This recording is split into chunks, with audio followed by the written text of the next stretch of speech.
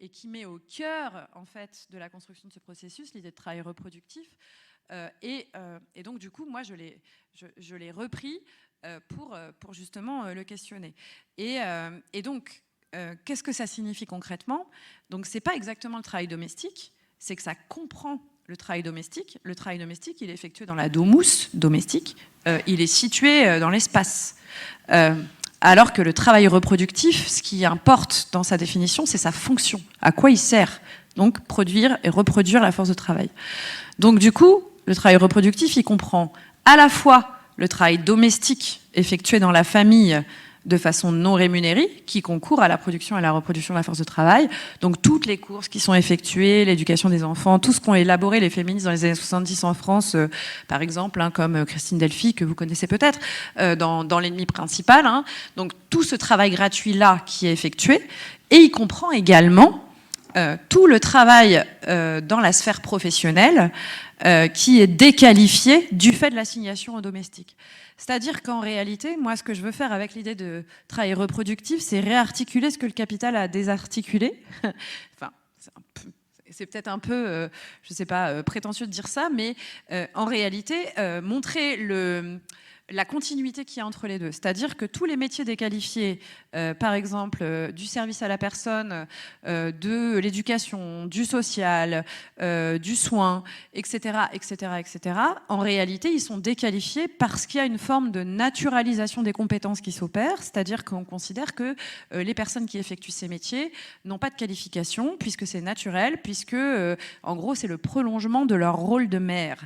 Bon, c'est un enjeu central aujourd'hui dans les luttes. C'était déjà un enjeu central après 1945. Enfin, c'est-à-dire que c'est pas tout à fait un phénomène nouveau, mais évidemment, c'est profondément lié, cet enjeu-là dans la sphère professionnelle, à la gratuité du travail domestique. C'est-à-dire, il est gratuit dans la famille, il est déqualifié dans la sphère professionnelle.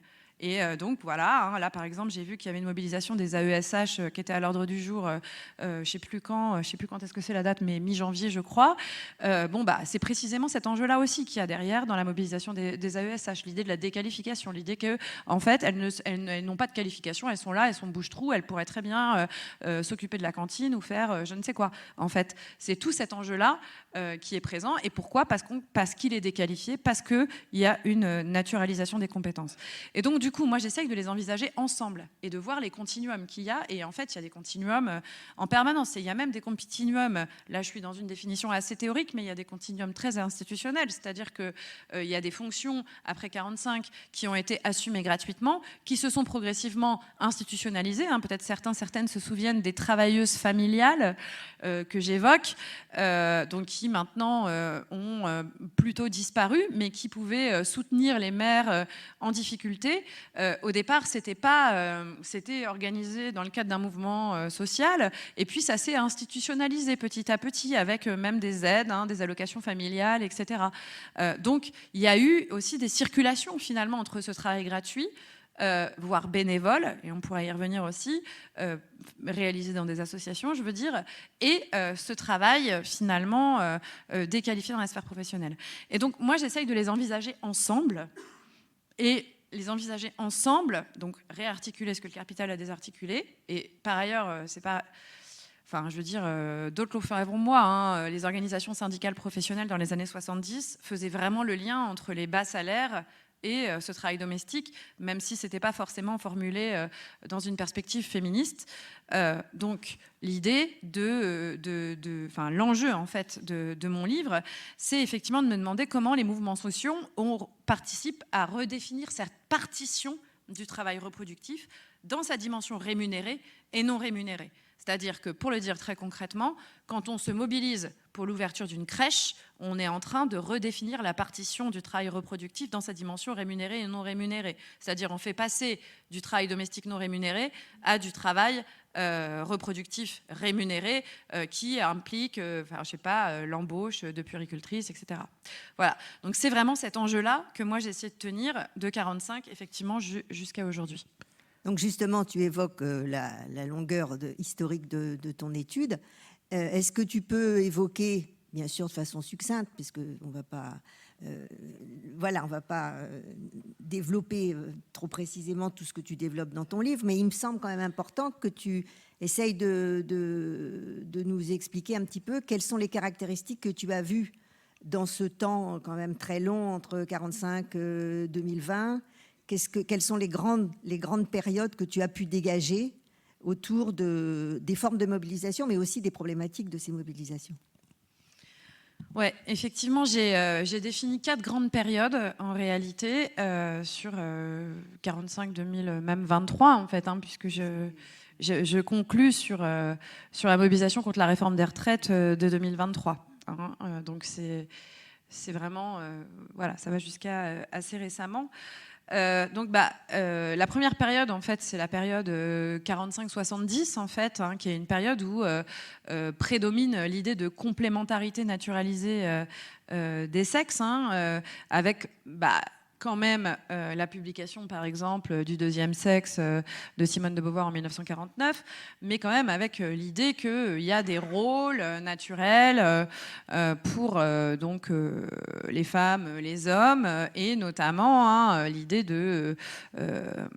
du travail social de la mère. Donc il y a tout un tas de débats, je vais pas, peut-être je rentrerai dans les détails tout à l'heure si vous le souhaitez dans la discussion, mais tout un tas de débats autour de justement hein, le rôle qu'elles sont censées jouer au foyer en tant que d'ailleurs travailleuses au foyer. Et ça c'est quand même assez marquant parce qu'on a un peu tendance à l'oublier.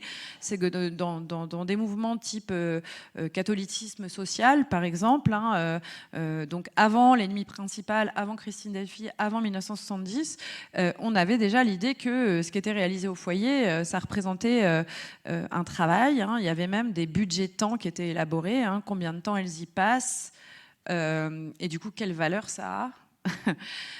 Et ça, c'est très intéressant. Donc, en tout cas, on est voilà une première période qui est un peu celle-là, avec évidemment des débats qui commencent un peu à émerger dans les années 60, par exemple, hein, donc où il y a une attention progressive plus importante aux femmes salariées, donc par exemple du fait d'organisations syndicales professionnelles comme la CGT ou la CFTC. CFDT à partir de 64. Donc voilà, donc ça c'est un peu bon, la première période hein, où je reviens sur différentes mobilisations, mais peut-être que je développerai tout à l'heure, je ne vais pas trop m'étendre, je crois. Le deuxième moment, en fait, c'est les années 70, et donc là, on est sur le début d'une élaboration autour de l'idée de travail domestique, hein, ce que j'évoquais tout à l'heure. Et là, en fait, je me pose la question de la manière dont ces élaborations, elles percutent aussi le mouvement social. Hein. Ça fait partie de ma problématique un peu permanente, enfin ma sous-problématique, on va dire, c'est comment aussi ces questions, enfin ces mouvements sociaux qui voilà, posent l'enjeu de la partition du travail reproductif, comment est-ce qu'ils le font sous l'influence des féminismes. Et évidemment, dans les années 70, ça produit quand même un certain nombre d'effets dans les élaborations donc militantes, ne serait-ce que de devoir se positionner, se dire féministe, ne pas se dire féministe, qu'est-ce que ça signifie? Je sais qu'on y reviendra. En tout cas, là, voilà, je reviens un peu sur comment il y a des enjeux de reconnaissance donc, du travail effectué, de redistribution qui sont posées, c'est-à-dire de redistribution de ce travail et notamment de l'ouverture de services publics, hein, et en même temps de représentation, c'est-à-dire de qui parle. Je reprends ces 3 enjeux-là donc à Nancy Fraser, qui est donc une philosophe états-unienne. Et puis après, donc, dans les années 80 jusqu'au début des années 2000, donc là, c'est vraiment l'enjeu de le néolibéralisme et qu'est-ce que ça produit, hein, avec un peu comme chapeau cette idée qui conduit à ce qui est il commence à y avoir des politiques publiques sur les questions d'égalité femmes-hommes, la loi sur l'égalité professionnelle, Yvette Roudy, 1983, etc.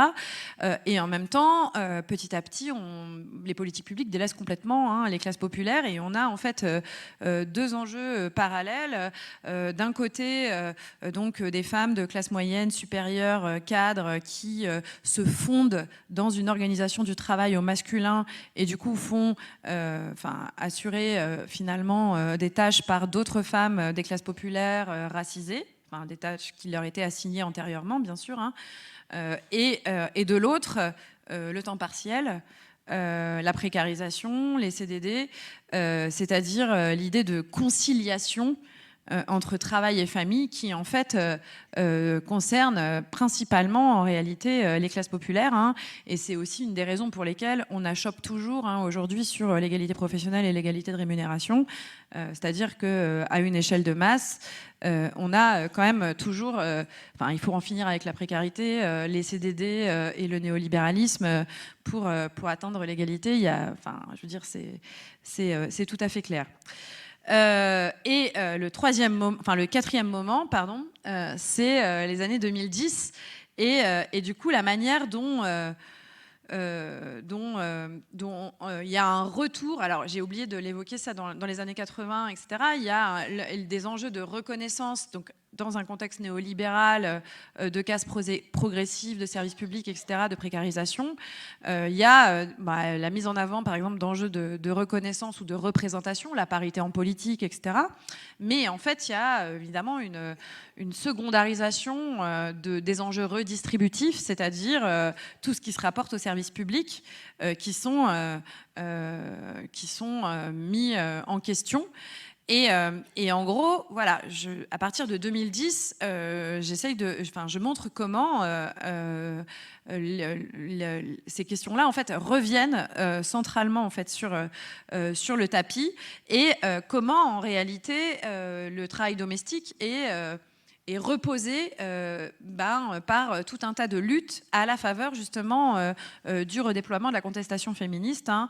Et je donne tout un tas d'exemples, mais par exemple, si on prend les réformes des retraites successives, on a eu une montée en puissance entre 2003, 2010, 2019, 2023 de la contestation féministe en son sein, ce qui fait qu'en 2023, on est sur une mobilisation explicitement féministe, en fait, hein, la mobilisation de 2023 contre la réforme des retraites. D'ailleurs, il y a eu le livre de Christiane Marty, je ne sais plus ce que c'est le titre, mais ça dit ça, en fait. Ça dit que c'est une mobilisation féministe, hein.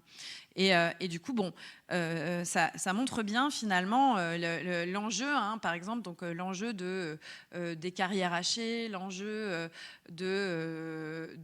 évidemment, du différentiel à la retraite, lié à une perspective désandrocentrée du travail, apparaît médiatiquement. Alors évidemment, c'est pas dit comme ça, mais c'est quand même très présent au niveau médiatique. Et donc, du coup, on reparle du travail domestique dont on parlait dans les années 70, mais que finalement, on a beaucoup moins évoqué dans les années 80, 90, 2000, pour se concentrer beaucoup sur le travail professionnel des femmes et sur les carrières des femmes dans le monde professionnel.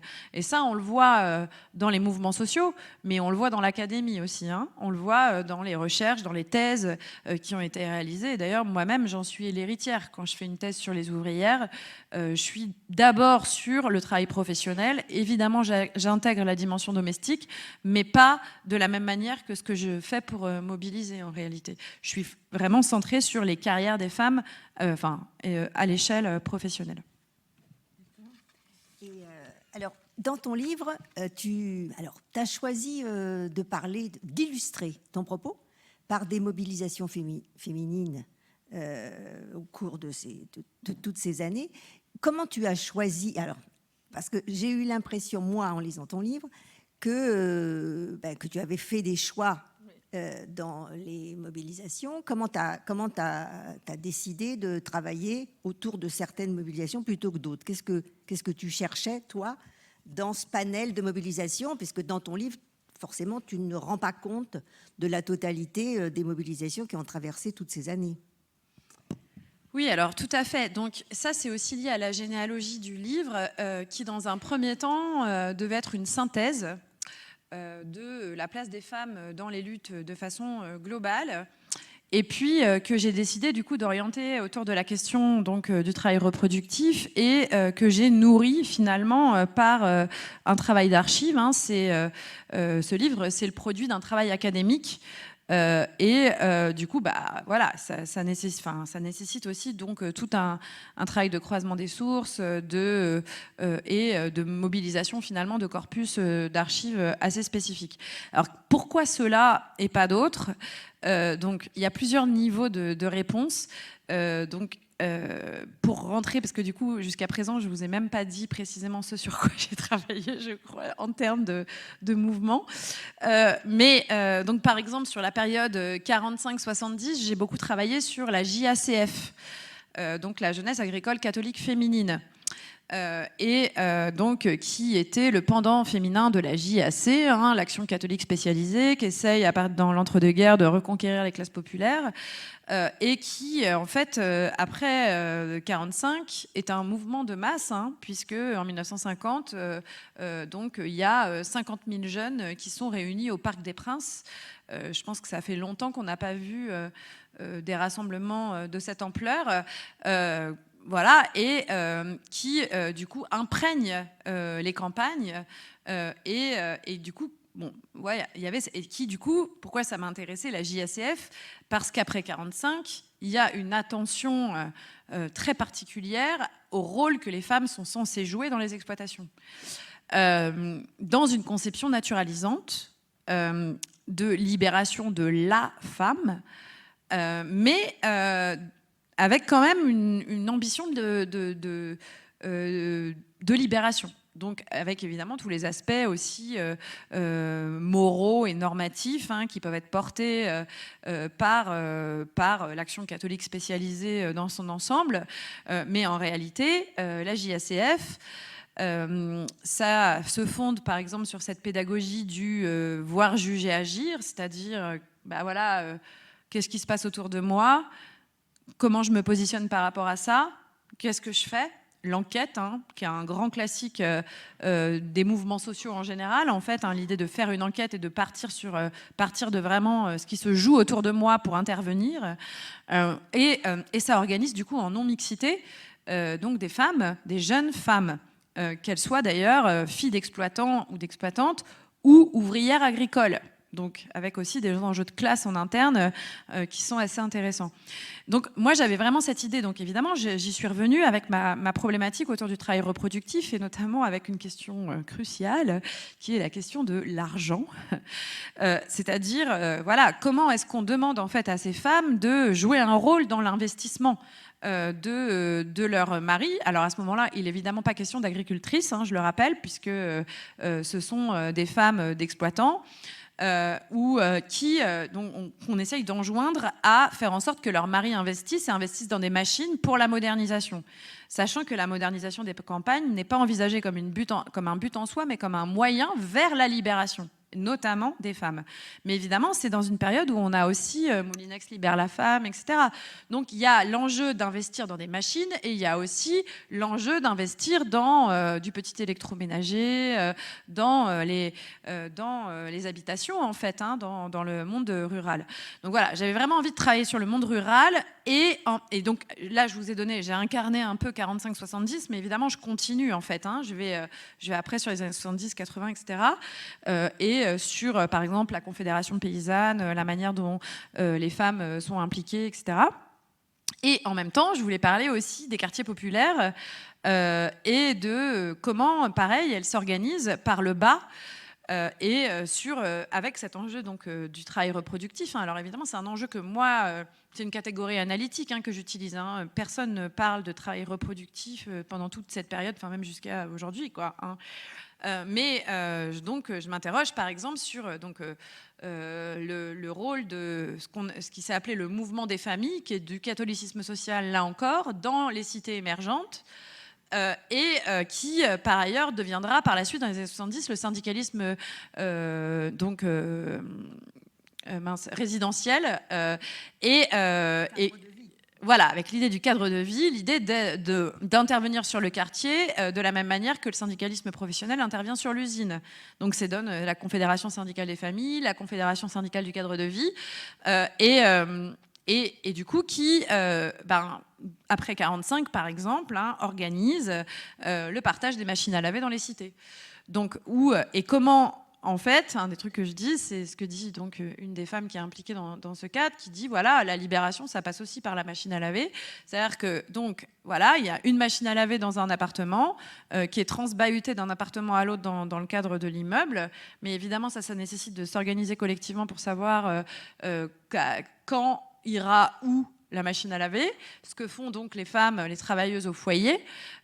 Et de fil en aiguille, il y a une politisation qui s'opère, des revendications qui émergent, qui sont portées à la mairie au moment du 8 mars, par exemple, avec des garderies, des crèches qu'elles mettent qu'elles défendent pour justement l'ouverture de crèches dans des cités. Donc il y avait déjà l'idée d'avoir des territoires un peu différents, hein. Et puis il y avait aussi l'idée de mettre en avant une perspective, on dit aujourd'hui intersectionnelle, c'est-à-dire et notamment, voilà, je ne vais pas développer tout, mais notamment qui s'interroge sur ce qui peut se jouer du point de vue de ce qu'on dit aujourd'hui. Là encore, on ne disait pas du tout ça à l'époque, hein, mais du point de vue des femmes racisées, notamment par exemple aussi dans les quartiers populaires, mais pas que. Voilà, j'ai par exemple mobilisé tout un corpus de publications d'une organisation qui s'appelait les Nanabeurs, hein, qui s'organise là encore dans des cités, mais avec un autre enjeu en fait, hein, qui est de favoriser la dite intégration justement des femmes via ces associations, et en même temps lutter contre le racisme et le sexisme, lutter aussi contre les violences, en fait créer des cadres collectifs. Et là je pose la question, hein, de ce travail associatif qui est effectué bénévole et du rôle qu'ils jouent justement, hein, dans l'intégration finalement par exemple de leurs enfants, notamment avec évidemment toute une dimension d'alphabétisation, etc. Donc, en gros, le travail d'intégration comme une dimension matérielle supplémentaire du travail domestique qui peuvent être effectués par des femmes blanches. Donc, voilà, en gros, là, j'ouvre un peu cette question. Bon, et puis alors, tout un tas d'autres cas. Alors, j'avais ces idées-là, en fait. J'avais l'idée de revenir sur des espaces différents, et en même temps d'intégrer aussi des enjeux professionnels particuliers, puisqu'on y reviendra tout à l'heure, mais je reviens aussi sur les effets que ça produit, hein, dans les organisations. Mais bon, voilà.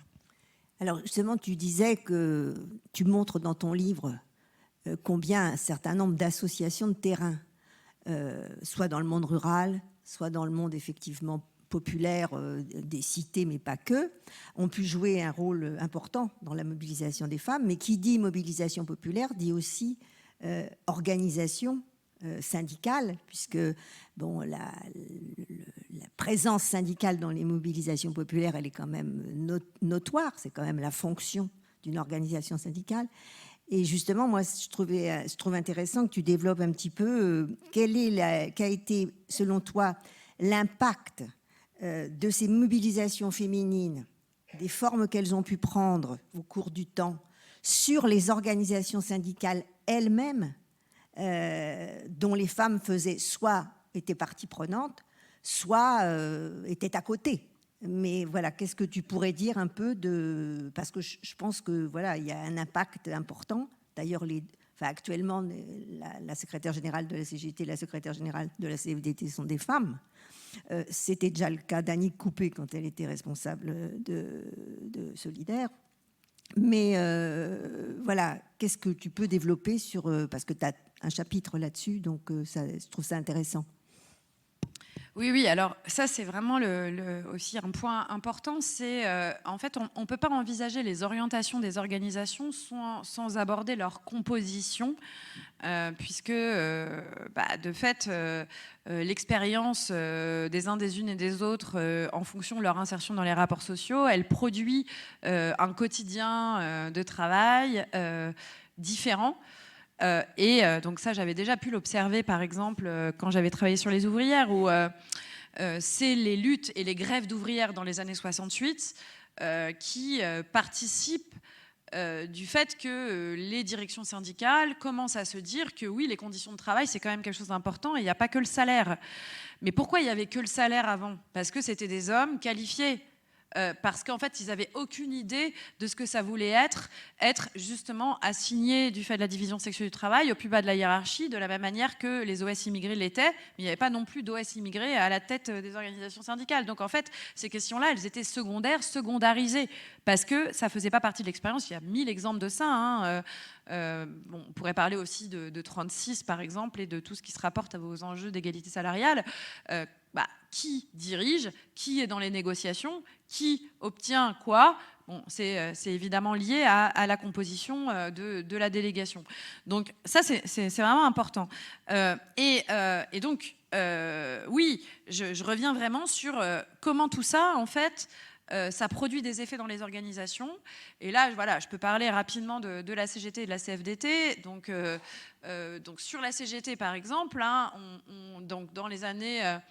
le développement, donc la question de la place des femmes dans la CGT, elle est déjà posée par Madeleine Colin dans les années 50, hein, ou même début des années 60. Madeleine Colin, et je fais référence à une de ses interventions lors d'un congrès, je crois que c'est au début des années 60, elle explique que pour que des femmes soient impliquées dans le syndicat, il faut leur parler, trouver les moyens, faire garder les enfants et discuter avec leur mari.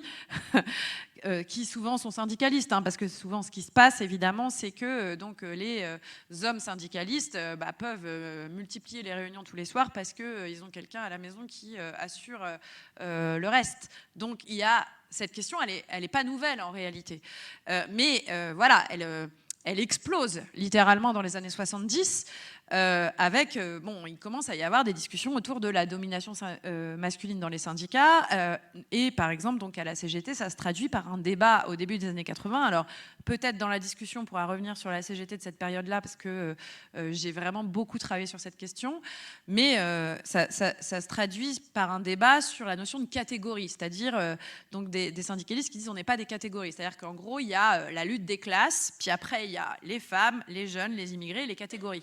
Voilà. Et donc, le débat, il est autour de cette question. Hein, donc, vraiment, contre l'idée de la secondarisation, la hiérarchisation des luttes, hein, qui est le produit de l'histoire. On pourra y revenir aussi. À la CFDT, il y a des discussions sur en finir avec un syndicalisme d'hommes. Et déplier ce qu'est un syndicalisme d'hommes. C'est-à-dire que... elles expliquent que c'est même pas uniquement en termes d'orientation où il faudrait ajouter un peu femme de temps en temps. C'est en termes de pratique, c'est en termes de langage, c'est en termes de comment, voilà, de comment on s'exprime, comment on discute, comment on milite au-delà de ça en fait. Hein. Bon, voilà, une discussion qui, en fait, a plus ou moins quand même toujours cours aujourd'hui et qui va quand même assez loin dans le fait de changer finalement les pratiques. Je voulais dire un truc, puis ça m'a échappé, mais c'est pas grave.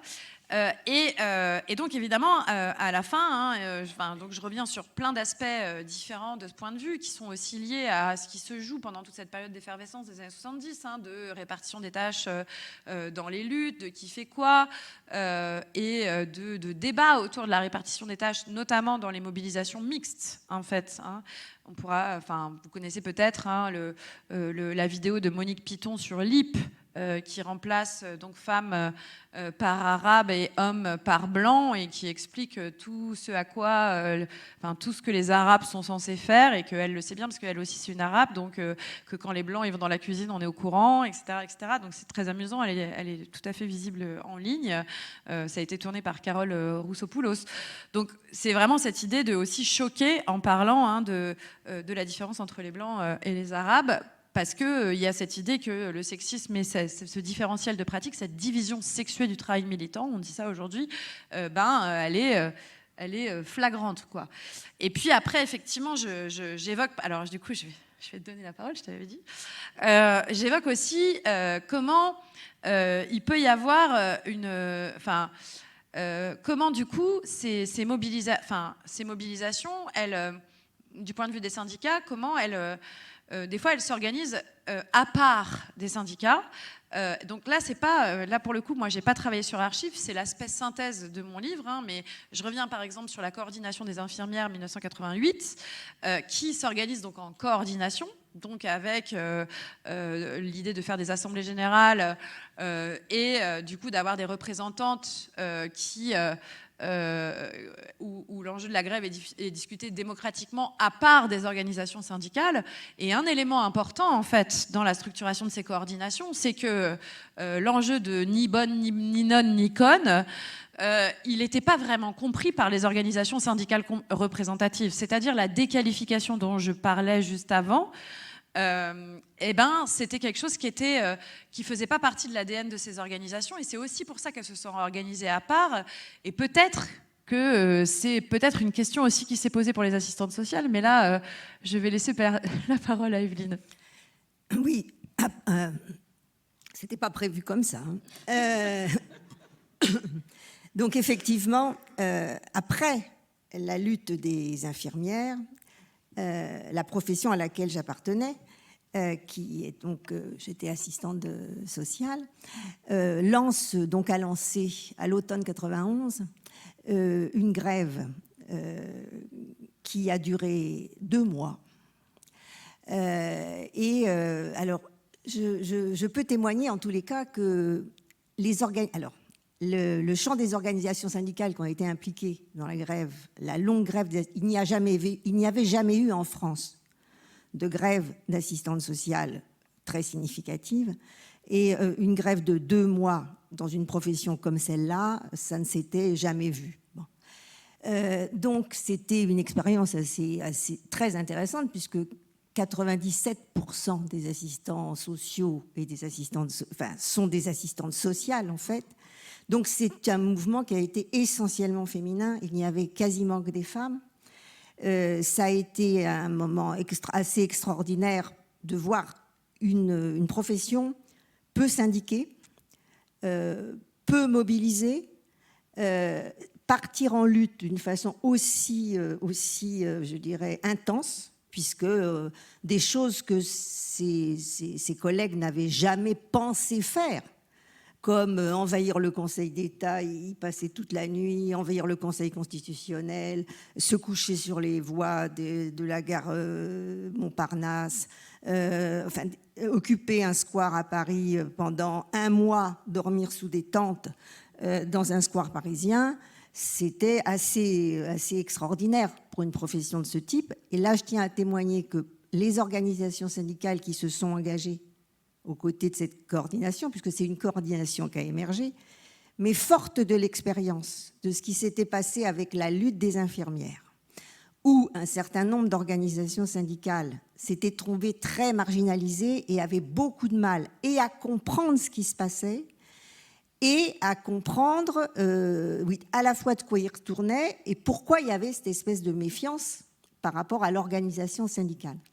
Là, la situation a été très différente. La CGT a été extrêmement présente, très très présente, et je dirais qu'il y a eu une réflexion autour des coordinations à ce moment-là à l'intérieur de la CGT qui a été très intéressante, parce qu'il n'y a eu aucune timidité là par rapport à cette coordination-là, mais sur la base de ce qui s'était passé avec la coordination infirmière. Merci beaucoup. Voilà. Oui, donc c'était effectivement donc je pense que... Alors, tu penses que les organisations syndicales, actuellement, elles en sont un peu où de ce bouger à l'intérieur même des organisations ? Alors, effectivement, la dernière partie de mon livre est consacrée à des enjeux relatifs aux violences sexistes et sexuelles dans les syndicats, avec un exemple précis qui est la CGT Ville de Paris. Mais bon, parce que j'ai mené une enquête sur la CGT Ville de Paris, c'est-à-dire que ce n'est pas uniquement à la CGT que ces questions se posent. Vous avez sans doute lu la presse comme moi. Et donc voilà, là l'enjeu, et ça fait vraiment le lien et la continuité avec l'idée de en finir avec un syndicalisme d'hommes ou la question des catégories. C'est-à-dire que ce qui est posé là, notamment par la question des violences sexistes et sexuelles, c'est aussi qu'est-ce que ça veut dire être militant, et l'éthos militant au masculin, c'est-à-dire que bon, moi je fais souvent des formations syndicales, hein, mais il peut y avoir encore l'idée que être militant, c'est taper du poing sur la table, être disponible pour la cause, etc., etc. Bon, et ben ces enjeux-là, par exemple, en fait, ils sont pas neutres, ils sont masculins, en fait. Et donc, il y a un enjeu à repenser de ce que ça veut dire en fait être militant, et c'est un peu le fil que je tire sur cette question liée aux violences sexistes et sexuelles, et comment en fait les organisations syndicales peinent à prendre ces questions en charge, mettre en place des cellules de veille qui sont consultatives, qui sont finalement peu entendues. Donc ça, c'est un premier enjeu. Après, il y a plein d'autres enjeux. L'enjeu du travail reproductif aujourd'hui, l'enjeu de la construction de la grève féministe. Alors oui, la CGT, la FSU et Solidaire appellent à la grève féministe depuis plusieurs années maintenant.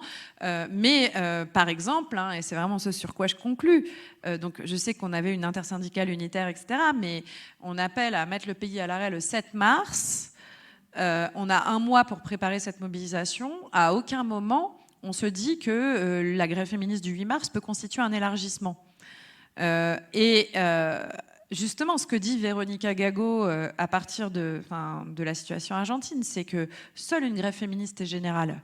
Parce qu'en fait, une grève générale entendue comme elle l'est par les organisations syndicales aujourd'hui, ça s'apparente à un travail salarié masculin. D'autant qu'en plus, on peut encore rajouter un point fort, hein, qui est que, je ne sais pas si vous vous souvenez, mais il y avait toute cette discussion sur il faut un secteur en reconductible, les cheminots veulent pas, les raffineurs veulent pas. Voilà. En gros, bon, moi, ce sur quoi je conclus le livre, et puis maintenant c'est aussi d'autres réflexions que j'ouvre, hein, c'est si on arrête le travail domestique non rémunéré, si on arrête le travail reproductif public, donc toutes les écoles, les crèches, etc., si on arrête le travail reproductif public marchandisé, tous les hôpitaux, etc., si on arrête tout le travail reproductif privé marchand, et si on arrête le travail reproductif bénévole, je ne suis pas sûre que, comme pour les raffineurs, il faille 3 semaines de reconductible pour gagner. Et pas seulement pour que les femmes gagnent et les minorisés de genre, qui sont une toute petite minorité, mais pour que tous, toutes, en fait, on gagne. Donc voilà, c'est ça l'idée de désandrocentrer la contestation. Donc ça, c'est pas seulement sur le niveau des pratiques, c'est aussi en lien avec les orientations et comment repenser le syndicalisme à l'aune de ce type de conceptualisation. Donc moi, j'ouvre l'idée qu'il faudrait penser le travail reproductif comme un secteur d'activité, parce que, par ailleurs, qu'est-ce qu'il y a de commun entre ces 5 bouts? C'est que ce sont des métiers et ou des travaux gratuits qui se font avec d'autres gens. Hein, j'imagine qu'ici, parmi les personnes présentes dans la salle, il y a beaucoup de gens qui culpabilisent parce que leurs élèves, parce que leurs patienteux, parce que la petite enfance, parce que c'est difficile, parce qu'ils comptent sur nous, parce que machin, parce que les personnes âgées, parce que tout ça. Bon, tous ces problèmes-là, ils sont conjoints, y compris d'un point de vue tactique de comment on construit la grève. Réfléchissons-y ensemble, en fait. Et je pense que c'est un peu aussi ça que voilà, j'essaye d'ouvrir en conclusion de ce travail-là. Donc, dans ta conclusion, tu dis que sur l'ensemble de la période que tu étudies, le travail reproductif s'est trouvé profondément modifié, qu'il y a des évolutions fortes. Quelles sont celles que tu dégagerais dans cette circulation depuis 50 ans de cette question du travail reproductif? Tu penses que les choses évoluent comment?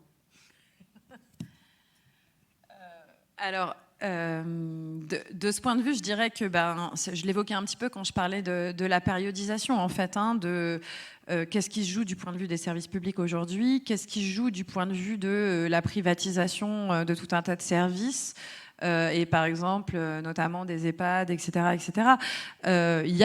On est dans une situation donc ça c'est pareil, c'est des théoriciennes féministes qui ont élaboré cette idée de crise de la reproduction sociale, c'est-à-dire que il y a l'idée, évidemment, ce travail reproductif, il est il est absolument essentiel. Et donc, on doit pouvoir avoir du temps pour dormir, se nourrir et retourner travailler le lendemain.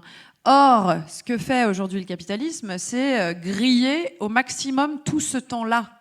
Hein, quand on est là, débat d'actualité, le jour de carence, bon, bah voilà, on est dans comment on grille au maximum tout le temps de reproduction. Bah, c'est une contradiction, en fait.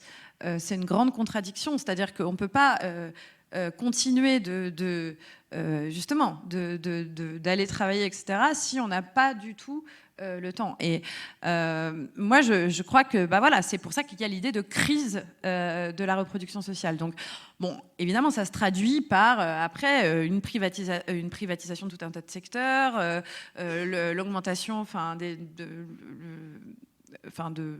ça peut être aussi, par exemple, dans d'autres pays, le travail informel, la précarisation qui produit une augmentation du temps de travail, des amplitudes horaires qui sont folles. Et du coup qui font que on est dans un système qui au bout d'un moment devient complètement inextricable. Et du coup, bon, puisqu'on est dans les discussions aussi sur du coup qu'est-ce que ça ouvre comme potentialité, évidemment, moi ce que j'essaye de dire, ce que j'ouvre comme discussion, c'est que donc j'ai bien précisé que la manière dont j'envisageais la définition du travail reproductif, c'était l'idée de reproduire la force de travail pour le capital. Mais en fait, est-ce qu'elle pourrait pas être transformée, cette définition, justement par nos luttes, par notre engagement, par nos mobilisations, c'est-à-dire il est nécessaire en fait ce travail quotidien, mais il pourrait très bien être une sorte de point de bascule finalement pour une autre organisation de société en fait. Et ça, c'est un peu aussi une discussion finalement plus large, peut-être plus politique, qui est présente, pas de manière forcément très explicite dans le livre, mais dans d'autres trucs que j'ai écrits, oui, un peu plus. Mais en tout cas, ça pose un peu cette question aussi. Écoutez, je propose qu'on passe aux échanges, hein, parce que voilà, maintenant qu'on a un peu évoqué ce que toi tu souhaites travailler, je propose que peut-être on puisse échanger et qu'on puisse poser des questions et que tu puisses y répondre.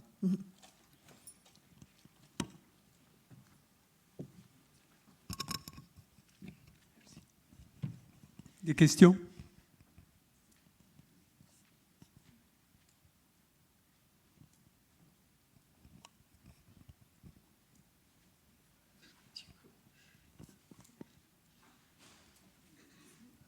Merci. J'avais peur qu'un homme commence, alors je me suis lancée. Tout ce que vous venez d'expliquer, ça m'a fait, notamment à la fin, sur le fait qu'on pourrait avoir un travail reproductif qui ne sert pas à reproduire le capital. Ça m'a fait beaucoup penser au travail de subsistance caractérisé par Mariamis de l'école de Bielefeld. Et j'étais étonnée que vous ne parliez pas plus que ça d'écoféministes en tant que tel avec ce mot, parce que ça ressort beaucoup en fait de ce que vous dites. Quand vous dites qu'il n'y a pas d'égalité dans un monde néolibéral, c'est ce que disent les écoféministes. Je pense à Ines Straking. Voilà, donc c'était juste une question du fait que le mot ne soit pas ressorti, alors que je pense que c'est présent en toile de fond de ce que vous dites.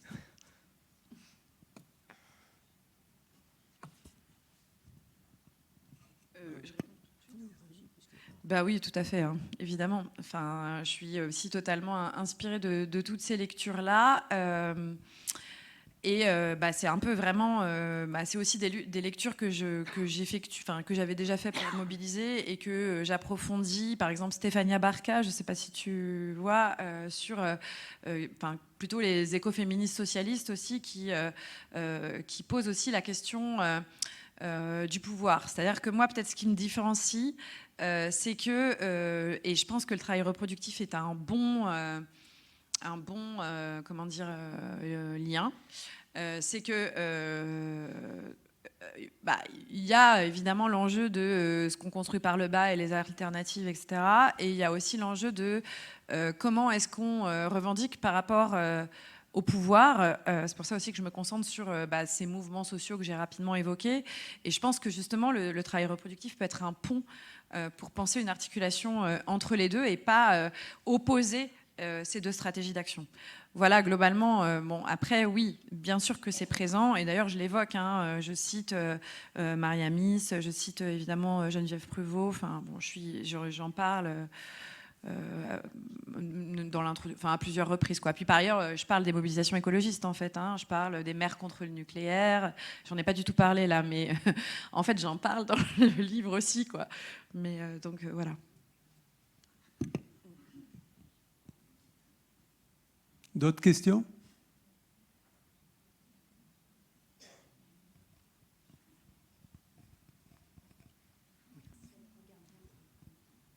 Ça marche? Oui, ça marche. Oui, moi, j'ai une question par rapport à ce que tu disais sur la grève féministe. Bon, alors, dans le monde du care, les salariés, j'imagine bien comment ça peut se mettre en place, mais pour justement toutes les travailleuses à la maison, les personnes qui s'occupent, les aidants, etc. Comment on fait pour que ces gens-là soient informés, les mobiliser et faire en sorte qu'il y ait un mouvement qui concerne tous ces gens-là qui ne sont pas unis, en fait?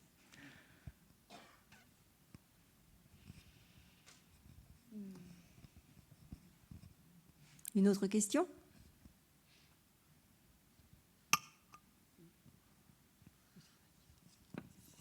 Est-ce que vous avez vu le film de François Ruffin, Debout les femmes? Oui. Et votre appréciation, votre commentaire sur le film?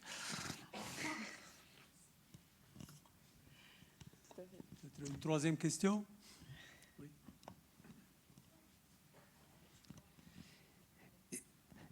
Merci d'abord de votre exposé, hein. Tout est très intéressant. Des questions d'Evelyne. Dans tout ça, que devient est-ce que la conception même du travail, de manière très générale, n'est pas complètement changée? Alors allez-y, au boulot.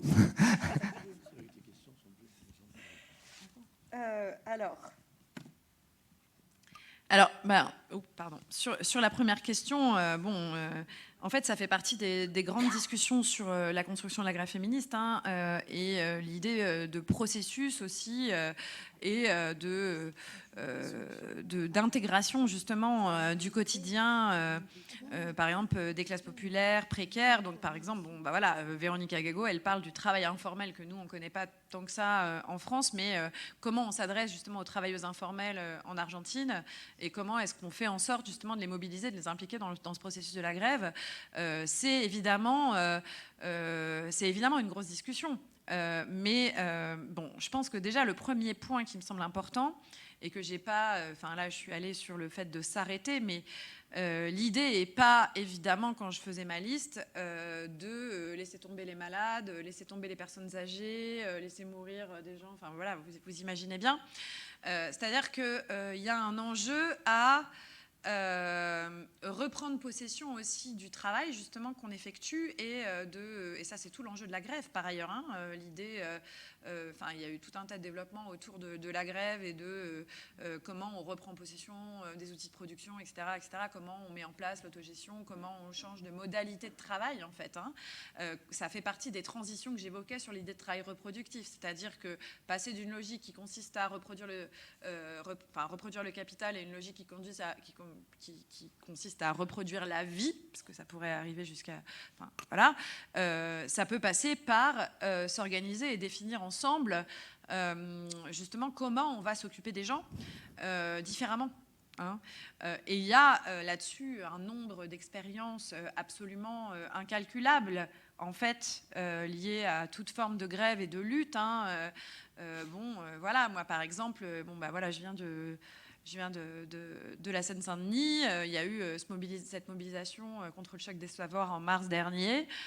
On a organisé dans notre ville des garderies, en fait. pour soutenir les grèves des enseignants et des enseignantes, et en même temps permettre que voilà, des parents qui ne peuvent pas ne pas aller travailler nous laissent leurs enfants. Donc ça, c'est des modalités d'une organisation alternative qui se met en place selon une autre logique qui est plus celle imposée par le système en réalité. Et donc je pense que c'est aussi un enjeu à construire. Et en fait, ça fait partie déjà du quotidien des classes populaires. Je pense que ça, c'est peut-être quelque chose qu'on n'a pas vraiment en tête, mais quand on rentre vraiment, donc moi, je suis historienne, mais quand on rentre vraiment dans les archives de ce qui se passe, quand je parle par exemple de ce qui se joue dans les cités après 45, dans les années 50, etc., on voit ça. Les machines à laver, le partage des machines à laver, c'est une organisation par le bas d'une autre modalité de fonctionnement en fait, qui consiste à ne pas avoir chacun sa Hoover chez soi, aussi parce que les foyers n'en ont pas les moyens, quoi, mais voilà, et donc de fait c'est déjà des choses qui se font, et c'est déjà des questions qui sont posées, moi je relisais aussi par exemple là un livre qui s'appelle Les femmes immigrées parlent, qui a été publié dans les années 70, de collectifs de femmes immigrées qui expliquent justement dans des mobilisations contre les violences policières de l'époque que oui, elles s'organisent ensemble, collectivement, elles se prêtent de l'argent, et c'est des modalités finalement alternatives, et je pense qu'ils peuvent tout à fait s'incorporer à une perspective de grève féministe, reste à justement à s'adresser du coup à toutes ces personnes-là, les intégrer et repenser aussi nos modalités de fonctionnement, parce que y compris quand la grève féministe elle est portée par des femmes de classe moyenne supérieure, etc., effectivement ça peut paraître un peu lunaire, mais ça se tente en tout cas si on accepte de laisser se déployer tout un éventail de possibilités en fait, et c'est discuté dans d'autres pays en tout cas, ça c'est certain. Après je pense que plein de personnes peuvent avoir des réponses aussi et des questions sur ce point, Moi je suis pas là pour dire j'ai pas de solution non plus, sur Debout les femmes, je sais pas trop comment répondre à la question, c'est-à-dire que ça a le mérite de visibiliser justement tous ces métiers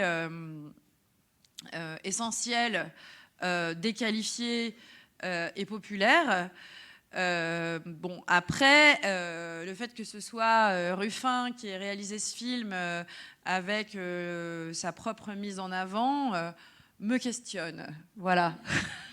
je dirais ça. Voilà. Et sur la question du travail, alors oui, complètement. Donc ça, il y a de plus en plus de travaux académiques qui mettent en question les frontières du travail et effectivement réfléchissent à finalement c'est quoi le travail, quoi. Oui, parce que donc on a eu le travail domestique et justement comme fondement de l'oppression des femmes et du patriarcat qui demande du temps, qui produit je ne vais pas rentrer dans les détails, mais de la valeur d'usage, de la valeur d'échange, ou pas, ou ceci ou cela. On a eu après des élaborations sur... je ne vais pas faire toute la chronologie parce que je pense qu'en plus je vais oublier plein de choses, mais le travail associatif, le travail bénévole, le travail militant. Donc c'est en fait aussi des tâches qui demandent du temps et qui produisent en fait aussi quelque chose d'un certain point de vue. Donc je crois que c'est à peu près ça qui fait qu'on revisite en fait cette notion de travail et moi, je trouve que c'est assez heuristique, en fait, que ça aide vraiment à la recherche que de se réapproprier aussi cette catégorie qui, quand même, quand on prend les historiennes modernistes, par exemple, avant, et d'ailleurs, on a un reste aujourd'hui, quand on accouche, on est en travail. Tout ce travail-là, il a été sorti du travail, il a été sorti de la valeur. Notamment par tout un tas d'économistes, Ricardo, Adam Smith, etc. Mais en fait, ça ne fonctionnait pas de la même manière antérieurement. C'est-à-dire que c'est dans les élaborations économiques que tout ce travail-là, il a été sorti donc de la valeur. Alors même qu'on a encore des héritages, hein, quand on dit je suis en travail, on ne dit pas je suis en travail, mais enfin, voilà, c'est une expression qui est héritière en fait de cette idée-là. Donc moi je pense qu'il y a un enjeu justement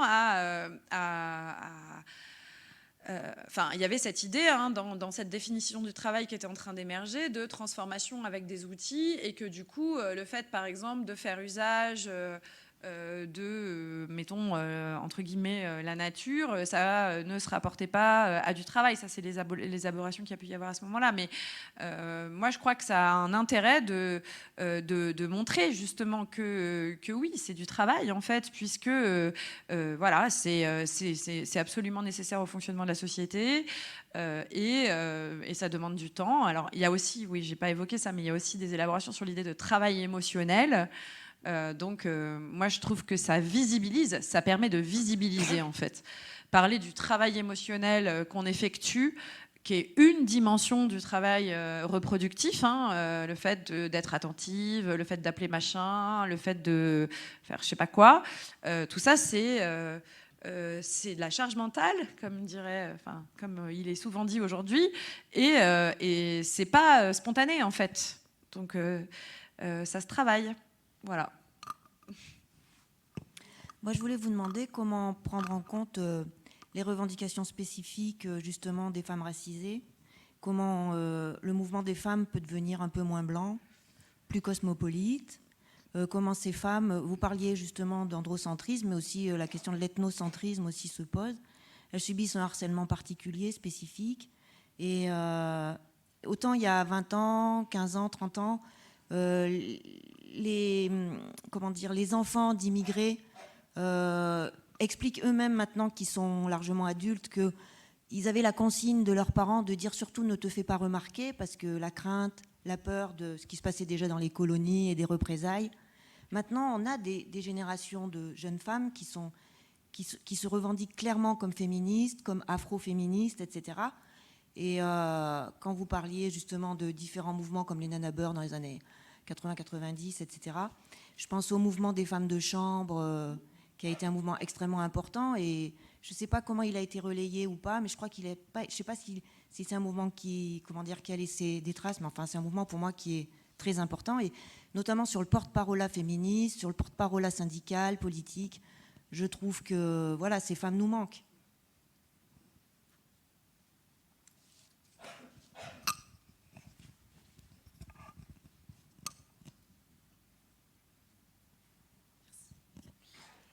Bonjour, merci beaucoup pour votre conférence. Alors moi, c'est pas vraiment une question, c'est plus, je suis intéressée pour en savoir un peu plus au niveau de la GACF, en fait, et de la modernisation, enfin de la mécanisation qui s'est mise en place. Et est-ce que finalement, c'était vraiment libérateur dans le sens où du coup, on les a aussi éloignés de certains travaux des champs qui donnaient aussi du pouvoir, tout ça, et restreint à l'intérieur. Merci.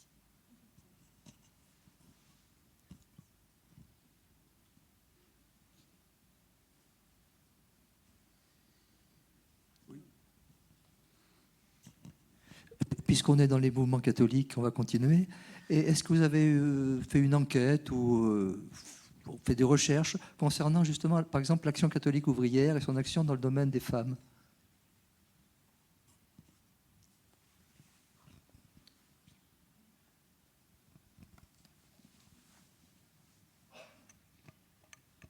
Alors, sur la première question, donc, je suis totalement d'accord avec vous. Je pense que ça fait partie aussi des enjeux, des défis du syndicalisme aujourd'hui, notamment le syndicalisme professionnel. Alors, je ne me rends pas compte, moi, de la visibilité de l'Ibis du Batignolles. Simplement, ce qui est important, en tout cas, moi, je sais que j'en parle dans le livre et je l'ai beaucoup visibilisé, puisque, en plus, c'était une grève victorieuse. Et donc, ça, c'est quand même aussi essentiel d'avoir cette idée-là en tête aujourd'hui. C'est que, voilà, avec caisse de grève, organisation collective, et justement, ça rebondit effectivement avec votre question tout à l'heure. Enfin, ta question tout à l'heure, c'est qu'il y avait un quotidien qui a duré quasiment, enfin, je sais pas, plusieurs mois. Je me souviens plus c'était plus de 100 jours, un truc comme... Non, mais plus que ça, en fait. 11 mois. 11 mois. 11 mois.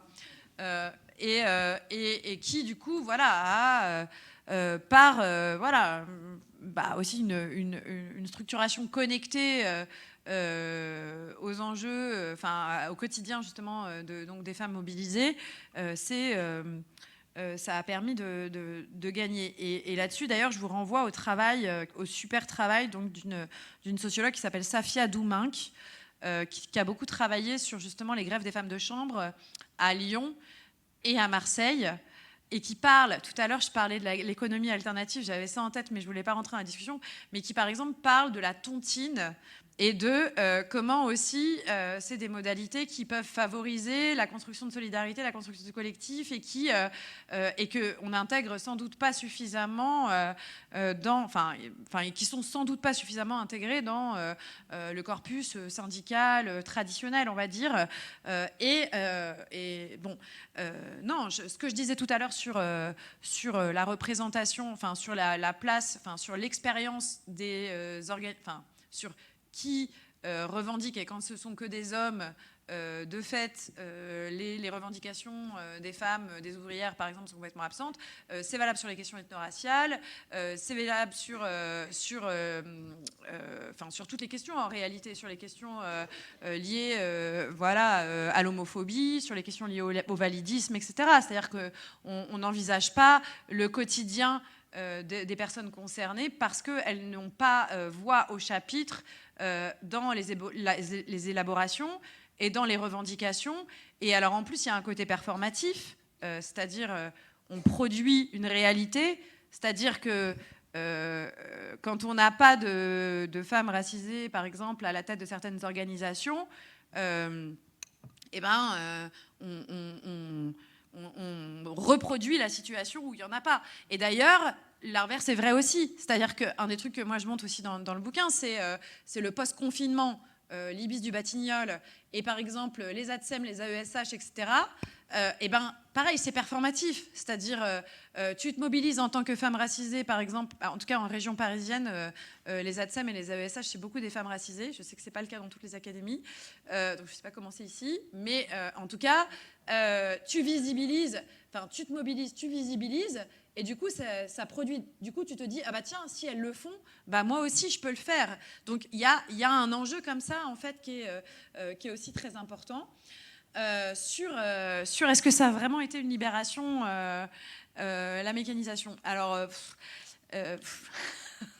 en fait, c'est difficile de répondre à cette question, parce que, je pense qu'il faudrait qu'il y ait peut-être une recherche particulière là-dessus. Moi, ce que je montre, c'est que ça produit aussi le fait qu'il y a des choses qui passent sur le marché. Par exemple, tu vois, la fabrication du beurre, elle était consommée dans les ménages, et puis elle passe sur le marché, donc progressivement, hein, dans les années 60-70.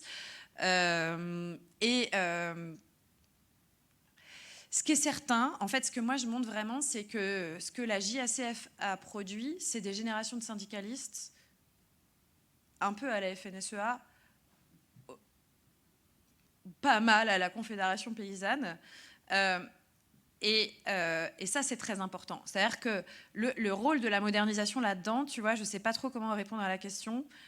Est-ce que c'est la modernisation ou le fait de les enjoindre à faire qu'il y ait des investissements dans des machines, etc. Ou est-ce que c'est le fait de les rendre actives et faire en sorte qu'elles s'organisent, faire en sorte qu'elles discutent entre elles, etc. Ce qu'on trouve dans les années 70, par exemple la guerre du lait en 72, tout un tas de mobilisations en Bretagne dans les années 70 qui mettent en avant, et ce que ça produit directement, la JACF, c'est le fait que ça devient des agricultrices, en fait, hein, déjà.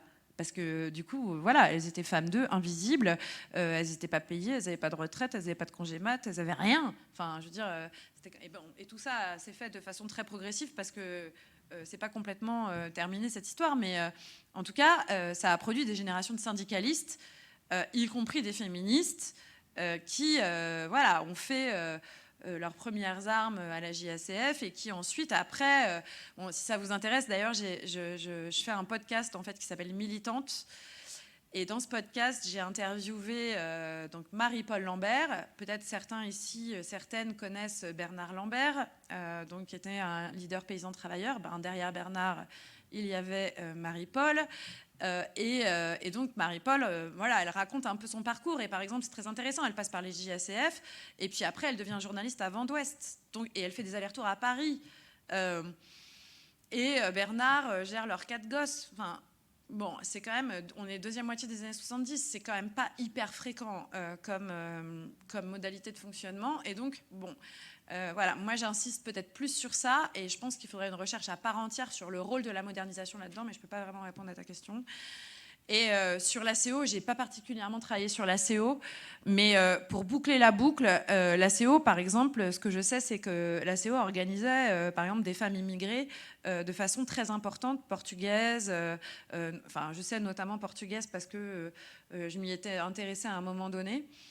Mais bon, j'ai pas plus que ça travaillé sur l'ACO. J'ai vu des militants, des militantes qui sont passés par là et qui après ont fait d'autres trucs, la CGT ou autre chose, mais pas en particulier.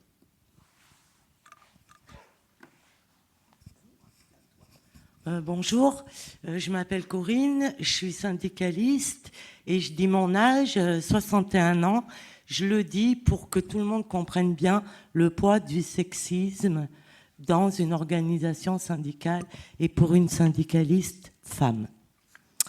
Alors, à plusieurs reprises, il a été dit où est-ce qu'on en est dans le monde syndical. Moi, je suis à la CGT et on va dire je vais dire ce qui se dit en général, les choses avancent. Les choses avancent, on discute, on se targue d'écouter les femmes, il y a des commissions antisexistes, il y a même des sanctions contre certains camarades, etc., etc. Moi, je voudrais donner qu'un exemple, un seul.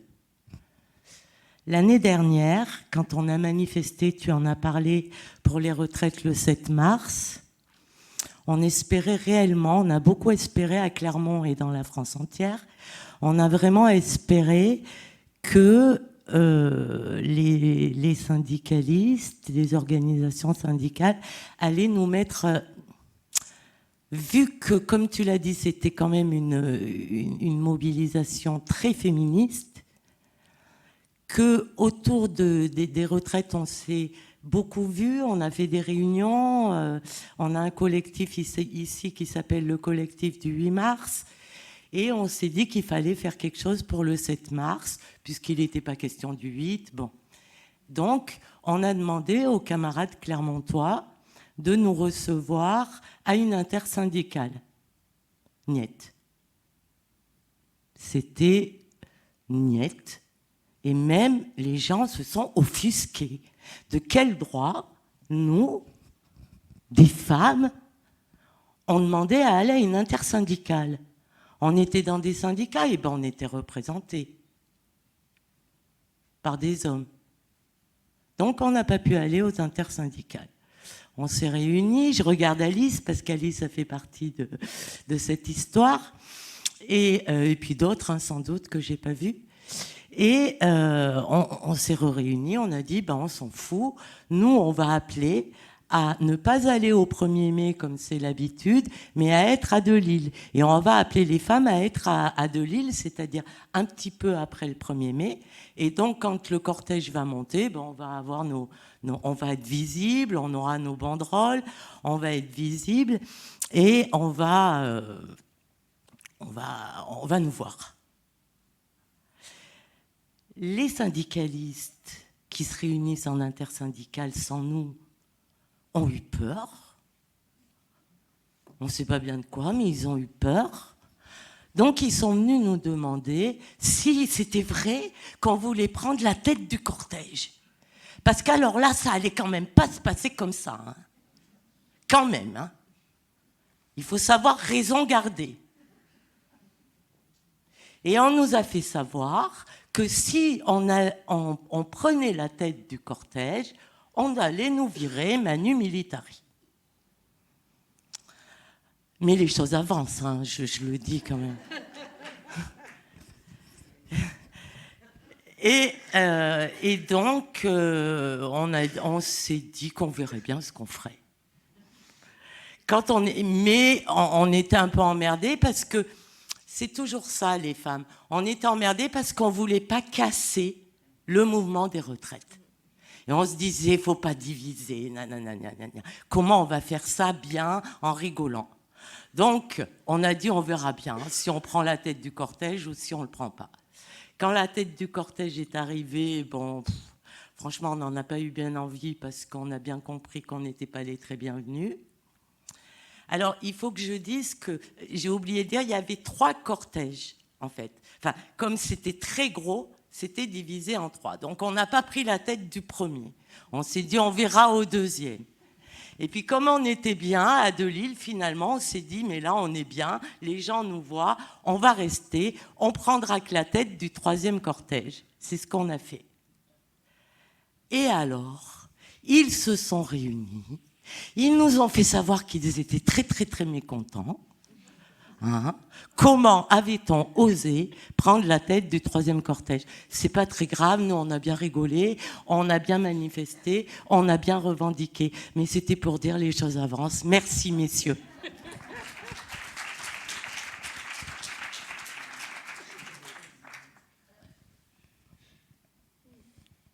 D'autres interventions?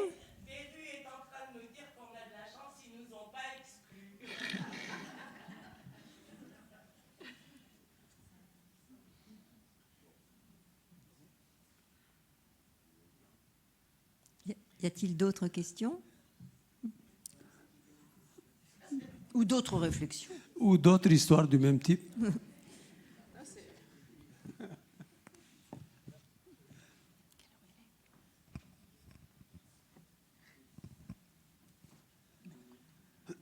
S'il y a une question là-bas. Oui.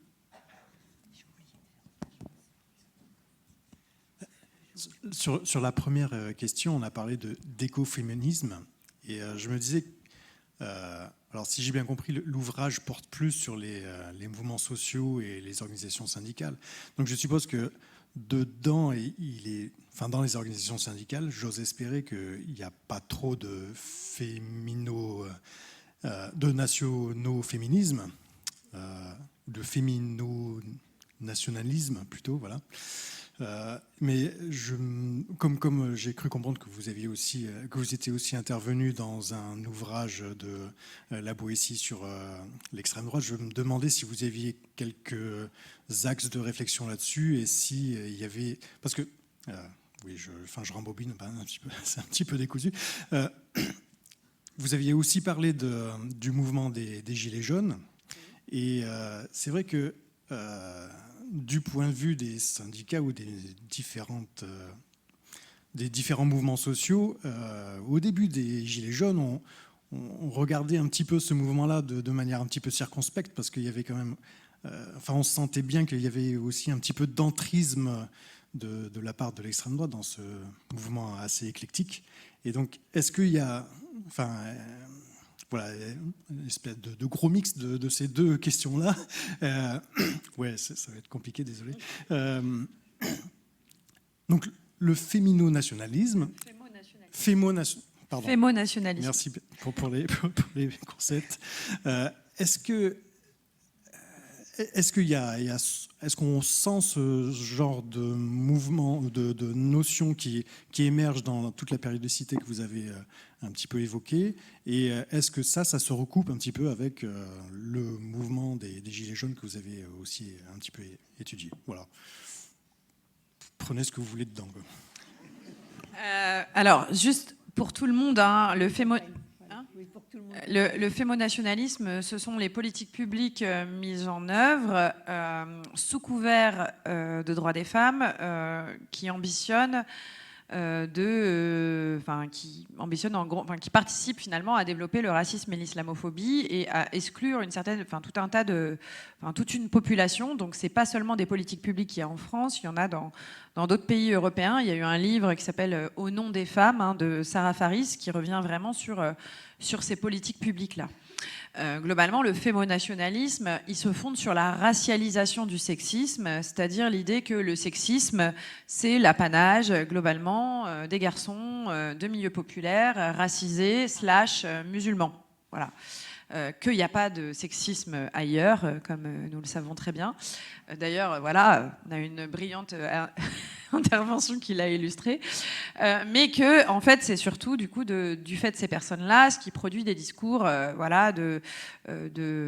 qui est vraiment très utilisé par l'extrême droite aujourd'hui, qui consiste à dire que voilà, les étrangers sont des violeurs, etc., etc. Je vous fais pas un dessin, je pense que vous êtes au courant.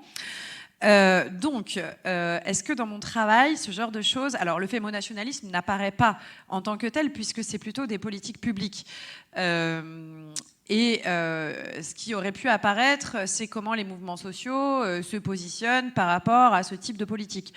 Mais en fait, et ça revient peut-être sur un point sur lequel j'ai pas assez insisté, la plupart des mouvements sur lesquels je travaille sont composés de femmes des classes populaires qui ne se disent pas féministes, sauf dans la toute dernière période, dans la mobilisation contre la réforme des retraites.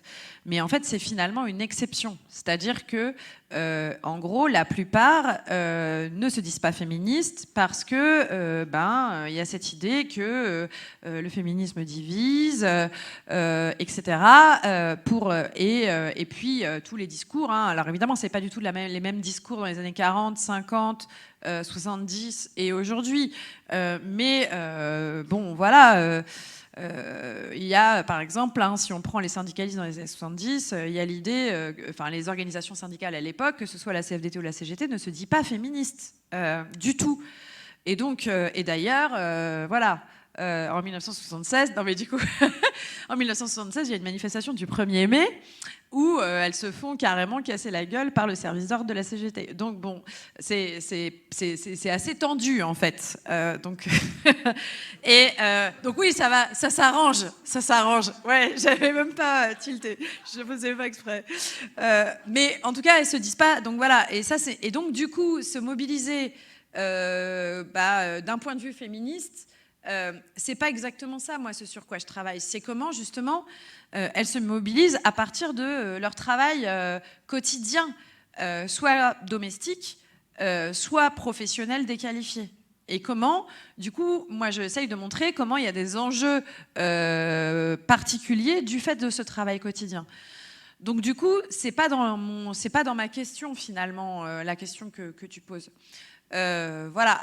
Après, sur la question du coup de l'extrême droite de façon générale, en fait, j'y reviens très peu. Je sais même pas bien. J'y reviens très peu en fait sur la montée de l'extrême droite, puisque je suis focalisée sur la construction des mouvements sociaux en relation avec le travail, qui soit donc domestique ou professionnel, du coup les luttes, du coup les revendications, du coup l'organisation dans les luttes, du coup la répartition des tâches, du coup toutes ces questions-là en fait que j'ai évoquées. Et la question donc de l'extrême droite, dans ce cadre-là, pour les périodes que j'ai étudiées. Alors, ça ne veut pas dire qu'il y a... Enfin, là, peut-être qu'il y a des hybridations en ce moment, mais pour les périodes que j'ai étudiées, il n'y a pas... Enfin, c'est pas présent centralement dans les luttes qui m'ont intéressée, en fait. Et donc sur la question, je parle évidemment des femmes gilets jaunes, donc ça oui, je parle des femmes gilets jaunes, mais je suis centrée sur le travail, et donc sur comment ça veut dire joindre les deux bouts, comment l'impossibilité de le faire, comment, c'est ça ma question. C'est, voilà.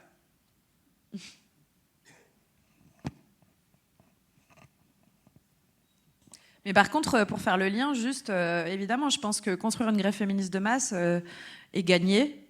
C'est une bonne manière de... combattre l'extrême droite. Merci, c'était super intéressant.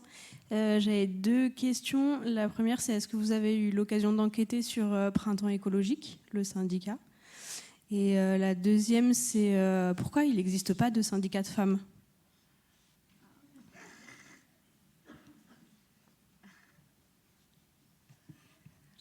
Eh bien, donc, Printemps écologique, non, pas du tout.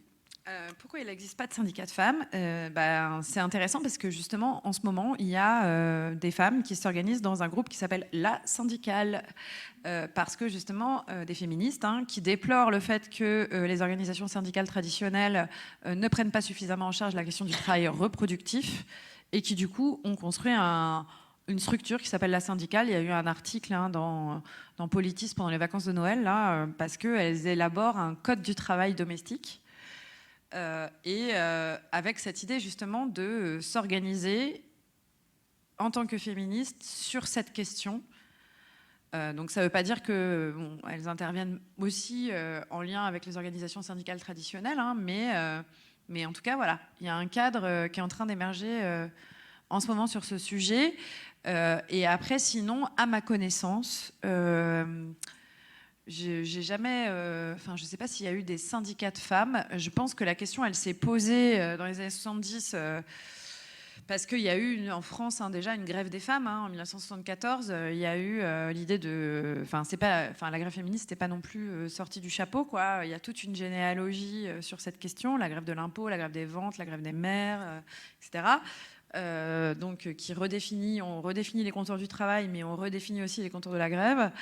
Et du coup, j'imagine que la question a été posée, mais en tout cas, moi, j'ai jamais consulté d'archives sur ce sujet.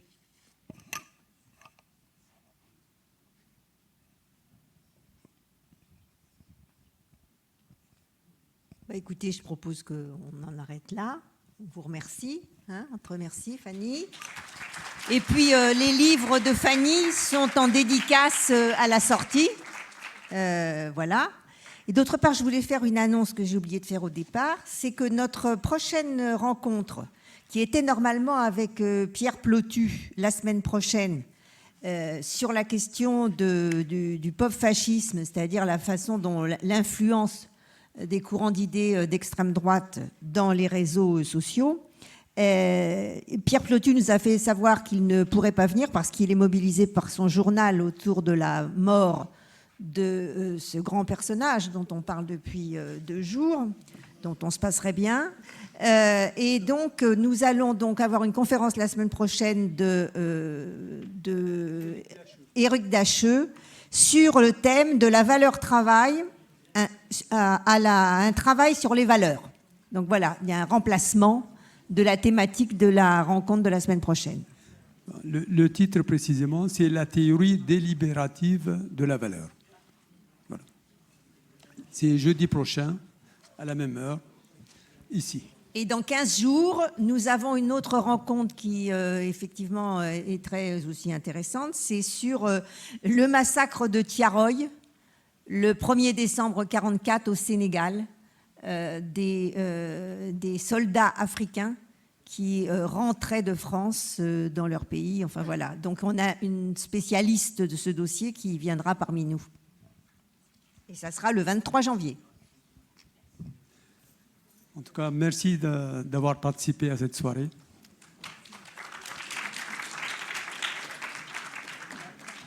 Ouais,